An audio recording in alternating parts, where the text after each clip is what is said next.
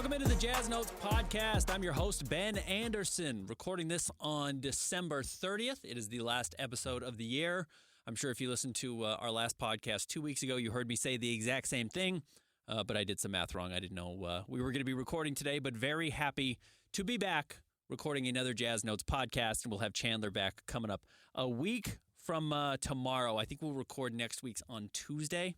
Or maybe I'll knock out another solo one. We'll see how it goes. But we are back. We are rolling. So the Jazz Notes podcast only ended up with one hiatus week. So I hope it wasn't too difficult for you to not have your go-to podcast. As always, find me on Twitter at Ben's Hoops. You can read me at kslsports.com. Find me on Instagram at Ben's Hoops.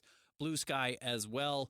Every Monday, I send out a prompt asking for your mailbag questions. We answer those mailbag questions at the end of every podcast, so we appreciate everybody who responds and replies and replies there with their questions. So about the Jazz, about the NBA, about anything in general, we're happy to talk about it.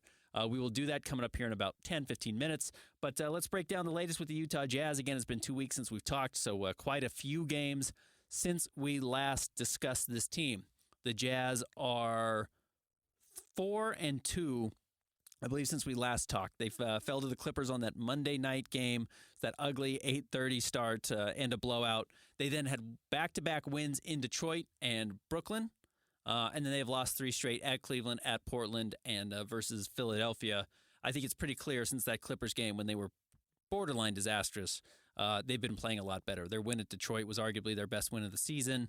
Detroit's much better than people think. Brooklyn is was in a free fall when the Jazz played them. I'm not sure that's going to be the case for the rest of the year. We'll talk about that coming up in a moment in the mailbag.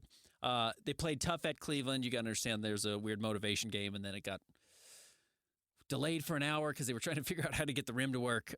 So that was just a weird game in general. At Portland, Jazz were up and found a way to lose that game. They did the same thing against the 76ers, and some of that's strategic, I think, playing their young players to make sure that they're not picking up any 4-game win streaks or 4-5. As they are still certainly very focused on what's going on with their schedule and where they are in the standings. I thought the Jazz are playing well, and I think some of the young guys are starting to play much better. That includes Cody Williams. Certainly Bryce Sensabaugh he wasn't the Jazz's best player, but man, he was pretty close against the 76ers. He was really good coming off the bench, and Bryce has been hit or miss.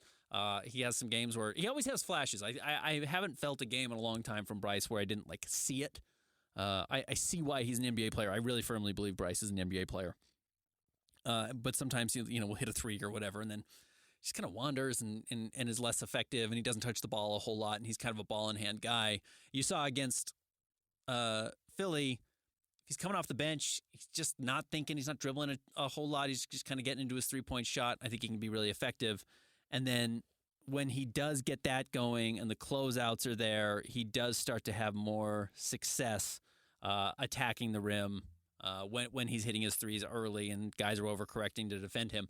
Then he can get to his ball handling game and I think actually make some plays. And I think he's a pretty good rebounder. He was a good rebounder at Ohio State, and that has carried over to the NBA as well. His numbers aren't fantastic, but you can kind of just see it. He uses his big body to get where he needs to pull some rebounds down. So maybe his ideal role is kind of a high usage 6th, 7th man who really probably starts out as a three-point shooter but evolves into a little bit more of a scorer and playmaker. Bryce is interesting. I've always really liked his game, and I've been pretty impressed with how quickly he evolved coming out of Ohio State, where his game was so specific and he had the ball so much. But I thought he's been fun to watch. I think Cody Williams has been a lot better. I know he's not putting up a lot of points. I'm trying to keep an eye on if he's falling back into just being the 3-and-D wing, which the Jazz are trying to prevent him from becoming. It's why they put him in the G League in the first place. They want him to take shots. They want him to be aggressive with the ball in his hands. They want him to drive to the basket, not just kind of get lost waiting for the ball to come to him. And I thought you saw signs of that. He only took 4 shots against Philly. That's fine. He was getting to the rim. He grabbed some rebounds. He got out and ran. He made some passes. He looks like he's playing and not just like trying to hide, trying to not be seen. It looks like he is trying to be seen. So I'll be continuing to watch that this week, which leads us to our preview of the Jazz busy and difficult 4-game schedule they've got on the horizon. Tonight, they're going to be playing against the Denver Nuggets. So hopefully you're listening to the podcast before that game, or before that game as opposed to after, but we won't dive too much into it since we don't know exactly what's going on, other than John Collins is not playing tonight. Keontae George has been listed as probable after missing games with his sprained ankle. Then the Jazz go out on another 3-game road trip, very tough East Coast swing at the Knicks, at Miami, at Orlando. Yes, Orlando's beat up. They're missing arguably their two best players, but they are still winning games. That's going to be a very tough one for the Jazz. Jazz don't ever seem to play all that well on Sunday, and it's the second night of a back-to-back. Miami, maybe they have Jimmy Butler back. Maybe Jimmy never plays for Miami again. I don't know. But they'll be in Miami. Miami's still good. They just beat Houston and got a pretty feisty win over the Rockets, erasing a second-half double-digit deficit. And the Knicks are one of the hottest teams in the NBA. So I won't be surprised at all if the Jazz are winless in this stretch. In fact, I'd probably predict them going 0-4. The most likely win is tonight against the Nuggets, and you're going up against the greatest player on the planet in Nikola Jokic. They do not have Aaron Gordon, but Jamal Murray is playing. So they are relatively healthy. So tough week for the Jazz. And again, if you were worried about them losing too many games, I think there's a real chance a week from now we're talking about a 7-game losing streak, and the Jazz still sitting there at that 7-win total. So let's look at the standings really quick before we get some news and some notes around the NBA. The Jazz are 7-23. They have the 5th worst record in the NBA, but remember, do not worry about win percentage at this point. It is about how many wins you have total. Don't worry about losses. That's just bad teams lose games, and the Jazz are a bad team, so they're going to lose games. They are tied for the second fewest wins in the NBA with 3 other teams. There are 2 teams, the Wizards and the Pelicans, who are sitting at 5 each. The Pelicans actually have jumped the Wizards for the worst record in the NBA. Again, they've played a lot. They've got 27 losses. They've played more games than a lot of teams. So they're 5-27. The Wizards, meanwhile, are 5-24. Because Washington's so awful, you just assume they're also going to get to 5-27. But that's why I say look at the win total. Don't worry about the losses. And then apply that to the Jazz. They have 7 wins. That's right there with Toronto. It's right there with Charlotte, and it's right there with themselves, obviously. So those 7-win teams are the Jazz, the Hornets, and the Raptors. There's only 3 of them. And the gap between those teams and the next group is the Portland Trail Blazers, who have 11, and Brooklyn, who have 12. Like, how quickly are the Jazz going to get to 11 wins? 4 more wins for the Jazz? Probably doesn't happen in the month of January. If it does, how many more wins is Portland going to have? Like, they're not going to go winless for an entire month. So I really actually think those 4 wins are pretty enormous. And then you look at a team like Brooklyn, who's at 12. It's even bigger. It's 5 wins. So I wouldn't worry about that if I'm a Jazz fan and I'm worried about how many, lottery balls you're going to get. Again, way more likely, and because the Jazz just did it, you play a random hot streak of 2 good games against 2 bad teams or mediocre teams in Detroit and Brooklyn, and you beat them both, and you go from 5 wins to 7 wins. Okay, Washington's going to do that at some point. Washington beat Denver. New Orleans is going to do that at some point, and that can take us into our news and notes. Is Zion's returning to practice. I don't know how healthy he's going to be. I don't know how often he's going to play. But Zion on the floor is going to help them win games. And if they have Zion and Herb Jones and Trey Murphy and C.J. McCollum, and they just start to get a little bit healthier, regardless if they want to lose games, they're going to find ways to win. They've lost 9 in a row. They are a mess. They've been more injured than anyone in the NBA this season. They will start to pick up some wins, and I still feel pretty strongly that New Orleans finishes with more victories than the Jazz by the end of the season. I'd say the same thing about Toronto. I could be wrong. Toronto has lost 10 straight. They've got the worst record in the NBA over the last 10 games. Charlotte is 1-9 in their last 10. They've been ridiculously bad. They, in fact, lost to the Wizards. Again, going back to this point of someone's going to get hot. They're going to actually accidentally win some games. Washington almost won another game over the Knicks. That game had to go to overtime. So teams just start to play better. Young guys start to figure it out a little bit more, and sure, that will apply to the Jazz as well. But I think the Jazz have a real chance that they're going to be a worse roster by the end of the season than they are right now, and some of these teams might actually get better just because their young players get better. They don't have a lot of veterans that they're relying on to play minutes, and they're not going to trade them. So, Charlotte is a team that, as young as they are, I would expect they probably get a little bit better by the end of the year. Toronto might be in that same situation. They've got a lot of young guys and have had some health issues. I think they're going to get better. Washington might. Alex Sarr might start to play better. You might start to see some of their first and second year guys play a little bit better than they have to start the year, and the Jazz are going to probably lose some veterans before the trade deadline or at the trade deadline and finish the season the way they did each of the last 2 years. So, again, Jazz 7-23. Yes, it's the 5th worst record in the NBA. Certainly they want to have a top 5 pick, and the odds tell you you're not going to if you have the 5th worst record. The odds of you staying there are slim. I wouldn't worry about it. I think the Jazz are going to be just fine in the loss column, and they're not going to be too impressive in the win column, and I'd keep an eye on some of these other teams around them. All right, we talked a little bit about Zion coming back. Let's talk about the big trade, and if it says anything about the Utah Jazz. The Lakers traded D'Angelo Russell to the Brooklyn Nets, where D'Angelo really probably played his best basketball of his career. He became an all-star in Brooklyn. They traded him back to the Nets, and they got Dorian Finney-Smith. I actually think I don't know if it's a win for both teams. The way it's a loss for Brooklyn, Brooklyn also got 3 second-round picks, which is good. Here's the thing about D'Angelo Russell. I don't think he moves the needle on a team that's slightly above 500, which is exactly where the Lakers are. I do think he moves the needle on a team that is 12-20 and just traded another go-to ball handler in Dennis Schroeder to the Golden State Warriors. Like, bad teams need guys who just kind of do the basic stuff in the NBA, which is dribble the ball off the floor and score. And D'Angelo can do that. And when they lost Dennis Schroeder, who's a fine player, but not like a crazy, awesome difference maker, it's going to make Brooklyn better. Just the fact that they didn't have a young guy who could do that and had been in that many situations and had been in that many late games and hit that many clutch shots, that actually is going to make Brooklyn better. And I think actually might make them better than just keeping Dorian Finney-Smith for the rest of the season. Teams like Brooklyn that are 10 games under 500, 8 games under 500, they don't need really fine detail 3-and-D players. The Lakers need that. Lakers are slightly above 500. They're trying to get to the playoffs. They're trying to get a top 6 spot in the West so they don't have to go through the play-in tournament.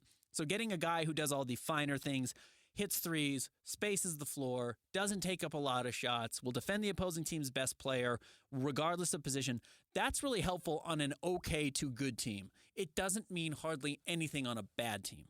And the Nets are a bad team. So Dorian Finney-Smith, despite the fact that he was having maybe his best year of his career, it just didn't matter all that much. It will help the Lakers more than it was helping the Nets.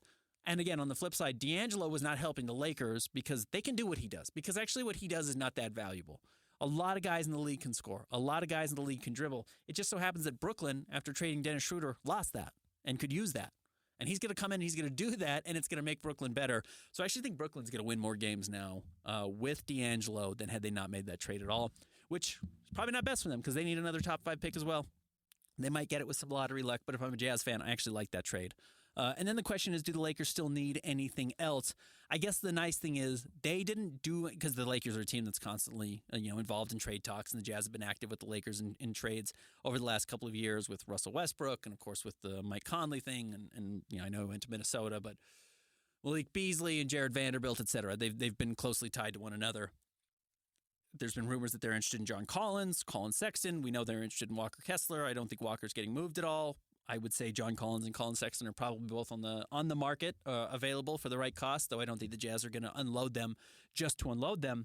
The nice thing, I guess, though, if you're a Jazz fan, is it's not like Dorian Finney-Smith does something that would preclude them from still needing a John Collins or a Colin Sexton if they felt like they needed them. In fact, it may up the need for a Colin Sexton if they said they did lose a ball handler in D'Angelo Russell and wanted a guy who could play some point guard minutes and be effective and be efficient, but doesn't necessarily need to be an all-star. And I think that's probably kind of who Colin is. I think Colin's really good.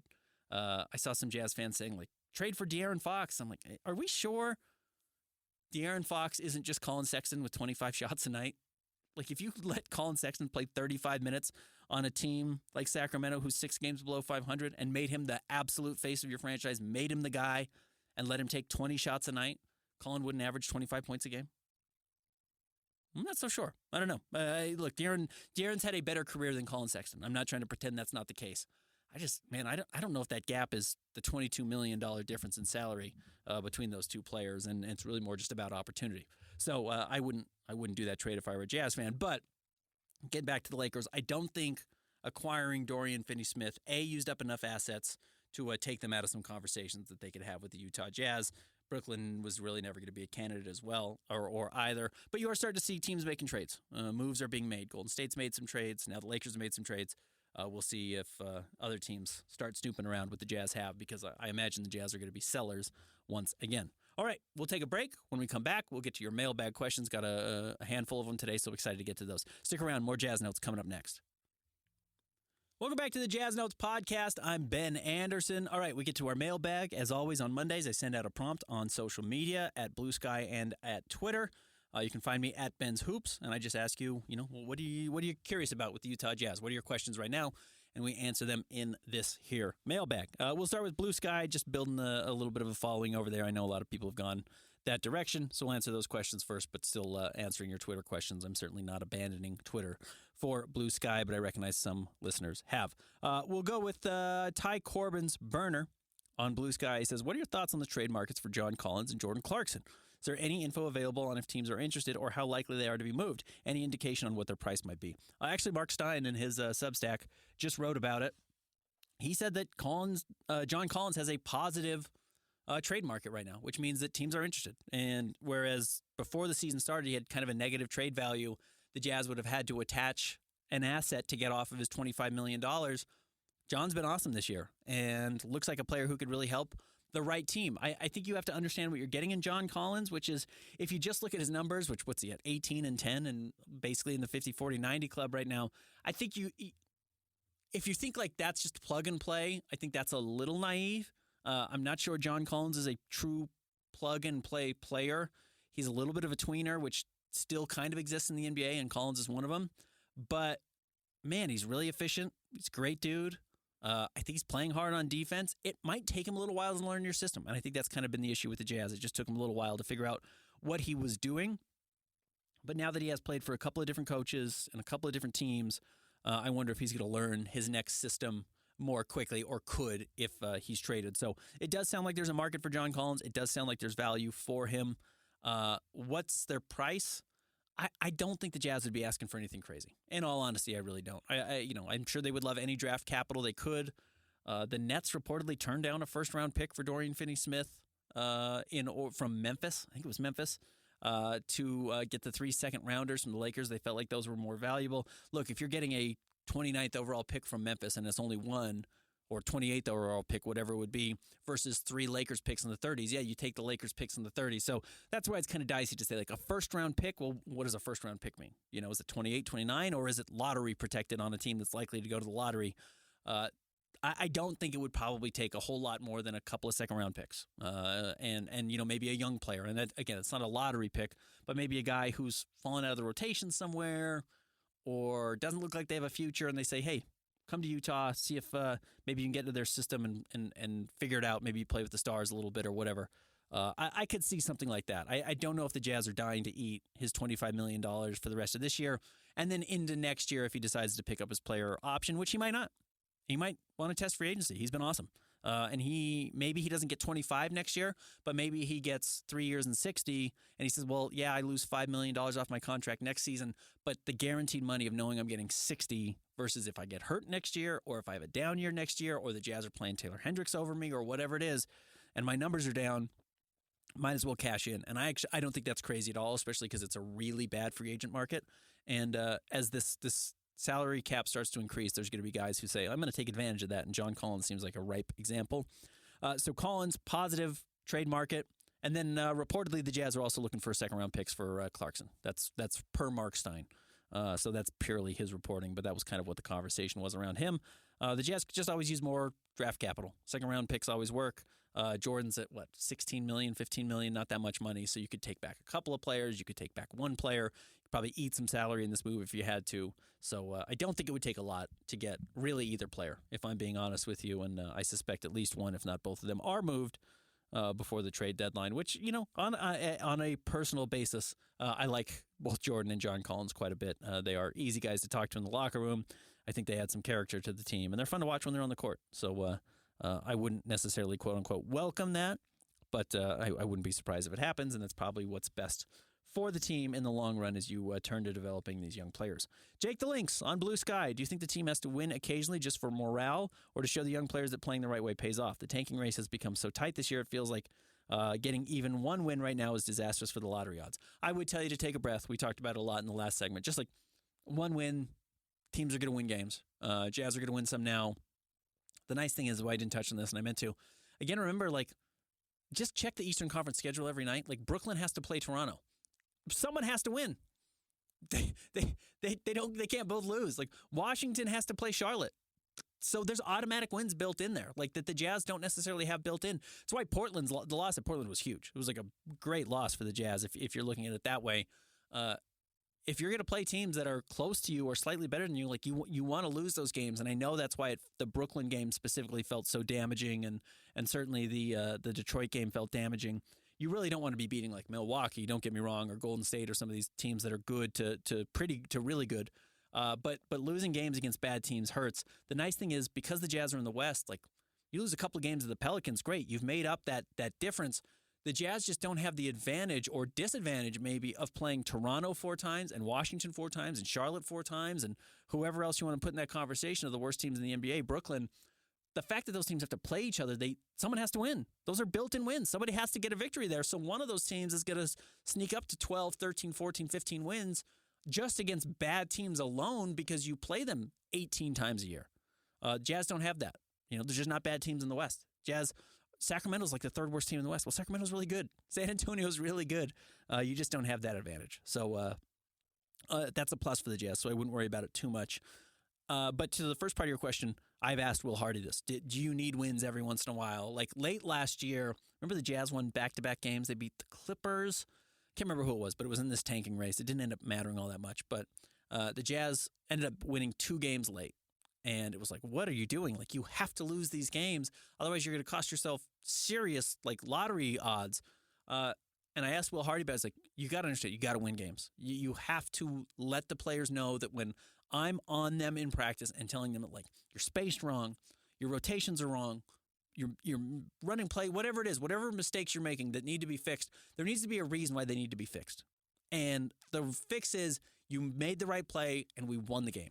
And they are directly related to one another. It's really hard to say, man, your footwork was much better. Yes, you read that screen well. Yes, you understood how to kind of play an impromptu defense that maybe wasn't necessarily the call, but it was the right thing. We've talked about when it's the right time to do it or when it's the wrong time to do it. You made the right read there, and we still lost by 25 points. Like, that's a hard thing to sell to a 19-year-old or a 20-year-old who says, man, I'm just going to shoot. I just want to score points, and that'll get me my next contract. So, yes, I do think wins every once in a while certainly matter, though I get why Jazz fans aren't necessarily excited about seeing those victories pile up, especially when you're watching Toronto lose 10 straight, et cetera, et cetera. All right, let's switch over to the Twitterverse. Again, find me on Twitter at Ben's Hoops. Jazz Time Jones. He's got 2 questions here. We'll start with the second one. Really feels like the Jazz are going to fall in the lottery into the 6 to 7 range. We need to move Colin. Do you agree? I don't think you have to move Colin Sexton to get out of the 6 to 7 range. I would note that it was probably always more likely you were going to end up there. Again, if you want to guarantee yourself a top 5 spot, you have to have the worst record in the NBA. Otherwise, everybody has a higher likelihood of drafting 6th or lower than they do 1, 2, 3, or 4 individually. And what I mean by that is the Pelicans have the worst record in the NBA right now.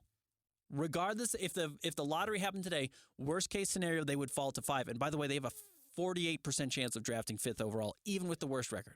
Ask the Detroit Pistons how likely it is to happen. It's highly likely. It's what's happened to Detroit over and over and over. They finish with the worst record. They drop to 5th. Washington has the second worst record, right?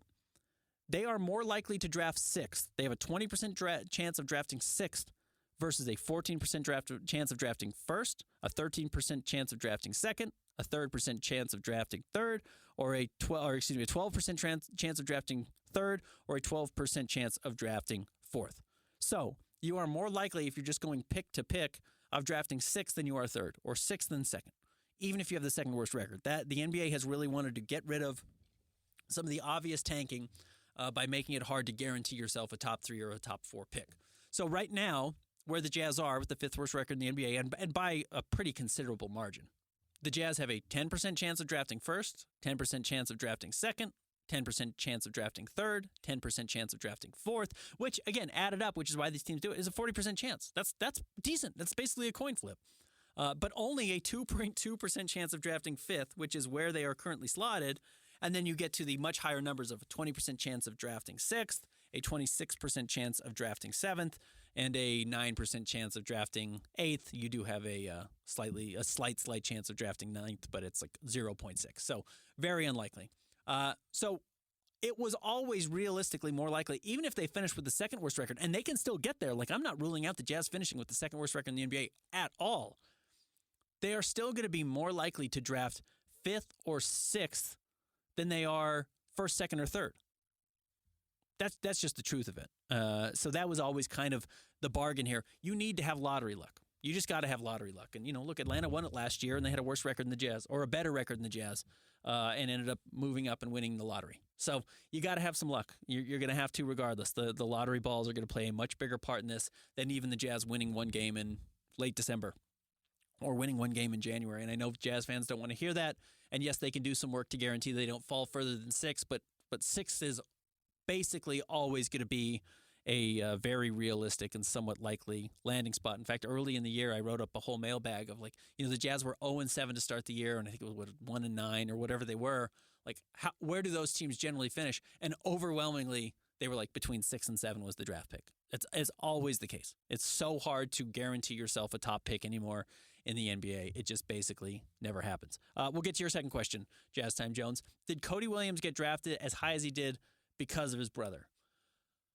Not just because of his brother. Certainly not. If that's what you're asking, it was did the Jazz fail to scout this kid at all? And that's why he ended up where he was? No, Cody was a really good college player, guys. Really good. He was a really good college freshman. He suffered some injuries, certainly. He had an ankle, he had a wrist, and he had an eye injury. But in college, and I know 12 points, 3 rebounds doesn't exactly, blow your socks off, but he was a 55% shooter from the floor. He was 41% from 3. He was regularly going for 20 points per game early in the year. He didn't shoot a lot of threes, but he knocked them down at a high level. His numbers were good. He was a good college freshman and was a top 5 recruit before that. So that all of the things that he needed to do to legitimize being a top 10 pick existed. Now, his brother being Jalen Williams helps. It absolutely helped his draft stock, but guess what? It actually helps as an NBA player. Yeah, I think it was Yahoo Sports. I'd have to go back and look at it. Maybe it was The Ringer. Earlier this year, did how do you find draft steals? How do you find guys who are going to outperform their draft status or their draft spot and give you more than where they are picked?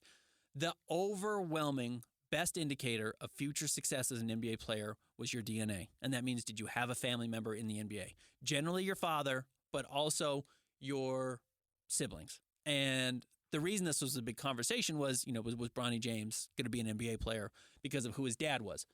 We don't know. I don't know if Bronny James is ever going to be an NBA player.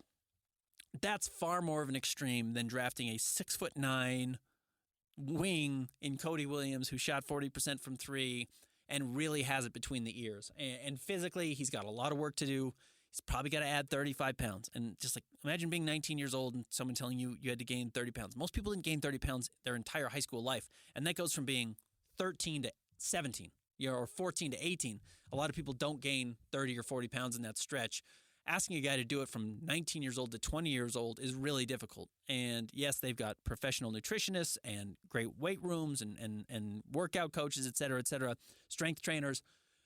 The weight will come for Cody. I have no doubt about it. He may never be as bulky as his brother because he's stretched out more, but the weight will come. And when the weight comes, I still have a lot of faith in him as a player because of how talented he is and the skills are there. A lot of it is hidden right now because of his weight. But yes, his brother being drafted helped. And by the way, it's a good thing. His brother being in the NBA is a good sign and a good indicator of who he can be. Not that he's necessarily going to be his brother, but it's not a negative. It's not like the Jazz didn't do any research on him and just picked him because his brother was out there. Look, there's a lot of guys whose brothers are good basketball players, and they're one of them's in the NBA and one of them's out. Look at Taylor Hendricks. He's got a twin brother who's half his size, who's probably a pretty good player at Central Florida. Well, Taylor's really good as an NBA player as a result, and his brother is not. So good questions there, Jazz Time Jones. Appreciate it. We'll go to Brandon Brinton on Twitter. He says, how concerned should the Jazz be about teams trying to tank harder via trades in the Jazz and dropping below them in the standings? Seems like that's what the Nets are doing. I touched on this a little bit. Again, I think D'Angelo Russell going there actually is the reverse of that. I think D'Angelo's going to help them. I think they're going to win games with D'Angelo more than they would have just by holding on to Dorian Finney-Smith. So I think that might end up being a mistake on their part, but I get it. You wanted to get some types of some assets for your players that you didn't necessarily need anymore and didn't fit the timeline, and that makes sense. So that will happen. The Jazz will do it too. It would be crazy, and I don't want to say it's impossible because I didn't think the Jazz would make 6 draft picks in the last 2 years, and they found a way to do it. But I would be shocked if on whatever February 10th or 12th, whatever, after pick any random day after the trade deadline, if John Collins, Colin Sexton, Jordan Clarkson, Drew Eubanks, Svi Mykhailiuk are all on the team. That doesn't mean all of them are gone. It's almost zero chance they're all gone. It's hard to make that many trades, but really unlikely they're all still on the team. And maybe the majority of them are gone. Svi Mykhailiuk can play. The Jazz are clearly auditioning him for other teams right now. He didn't play against Philly because the Jazz are getting too close to winning games. And if you want to say, like, are the Jazz working hard to not win games? Yes. Svi Mykhailiuk could play every game and start every game, and the Jazz would be a lot better because he does the thing that the Jazz don't have a lot of right now, which is just like a wing who catches and hits threes at a super high rate and doesn't need anything else. Svi's good at that. Other teams will need that. And players going to get hurt. Shooters going to get hurt.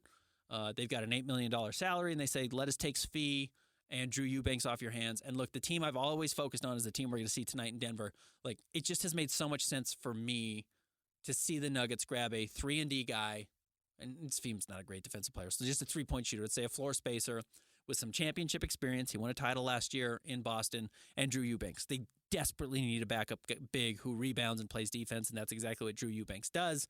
He's very passable for 10 minutes a night, and you want Jokic on the floor the rest of the time. So Drew Eubanks is an awesome fit there. And then, throw in Svi Mykhailiuk.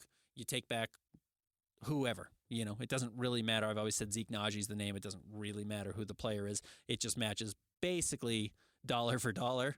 And that's kind of why I identified that. And then whatever Denver can give up draft-wise. A future second-round pick, they are pretty strapped.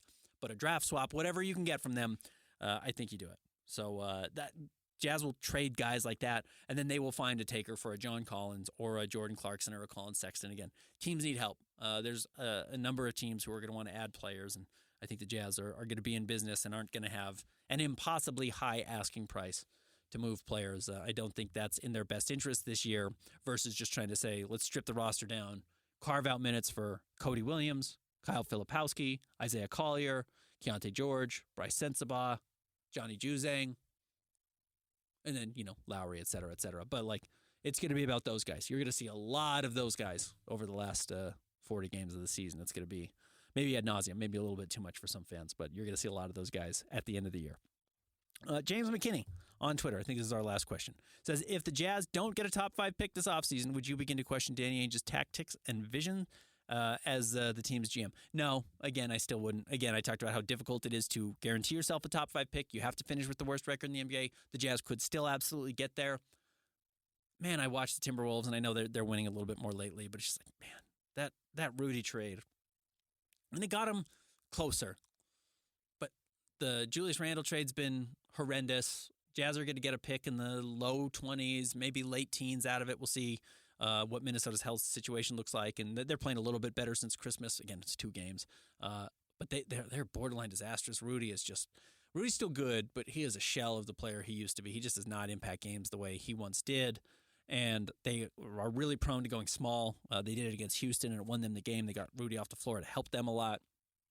Getting all those draft picks and Walker Kessler and, just some of the players that they turned into more draft capital, it's just like, it was just a really good trade. It was. And maybe they should have kept Donovan and tried to test out things around Donovan Mitchell and seen if you could have recreated what Cleveland has done, and they're one of the best teams in the NBA. I think there's a real critique there. I don't know how likely Donovan was to re-sign here. He did re-sign in Cleveland. So if you want to go back and question that, I think that's absolutely fair. But I think they've made good trades. Mike Conley can't play anymore. Mike Conley is really hard to watch play, and the Jazz got a top 4 protected pick for him. It for 12 months of basketball, 16 months of basketball. It was a really smart trade. So you need to hit on some of these guys. You need to find the dude. You need to hope that you get some lottery luck on top of it. But it was about getting cracks at those lottery picks and picking some of the right guys. And not having Cody Williams out there hurts. But I think Keontae's absolutely legit. I think Bryce is good. I think Kyle Filipowski is going to be an NBA player. Taylor being hurt stinks. We got to see what Cody Williams develops into. I think there are still pieces out there. I don't know if Isaiah Collier is an NBA player. We don't know. It's really early in their career. He can do a lot of nice things. He's got to learn how to shoot. But no, I don't think just not getting a top 5 pick this year is enough to question whether or not the Jazz did enough. And look, they're going to be busy this summer. I think they're going to be one of the teams that's talked about again this year, a lot for the same reasons they were talked about last summer. All right, that'll wrap it up. About 35 minutes, so pretty fun for a solo podcast. Appreciate everybody tuning in. A very happy new year. Drive safely, be safe, and we'll be back with you again next week. It really means a lot to be a part of your podcasting life. We appreciate you guys tuning in and listening.